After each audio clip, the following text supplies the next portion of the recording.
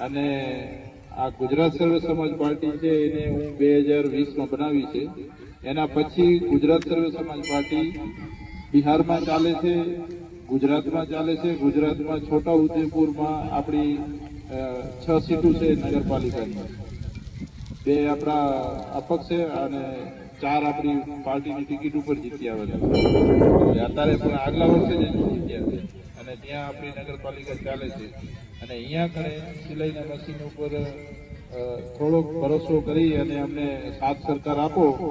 તમે બધા વડીલ છો અને સાથ સરકાર આપશો તો અમે હરેક જગ્યા પર લોકલ છીએ.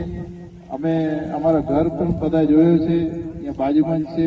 તો તમે આવીને અમારો હાથ પકડી શકશો કે ભાઈ તમે આવ્યા હતા, વાયદો કરી ગયા છો અને અહીંયા અમારું કામ છે, આ કામ કરી દો. અમે ખરા ઉતરશું કામ ઉપર.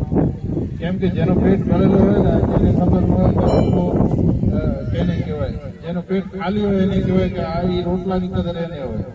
એટલે જે કામ કરવા માંગતો હોય એને ખબર હોય કે મારે આ કામ કરવું છે. જે વર્ષોથી સત્તામાં છે એને જરૂર નથી કે આ કામ કરવું કે ન કરવું, એને બધું બરાબર જ છે.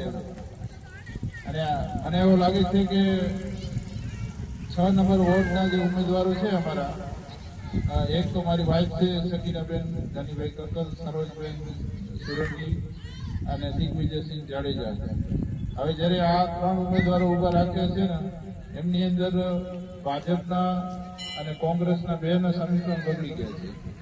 એટલે એ આંકડા લગાવવામાં જ નવરા નથી. કેમ કે બાજુ કઈક પ્રેશર દીધો એ લોકોએ ખેંચવા માટે.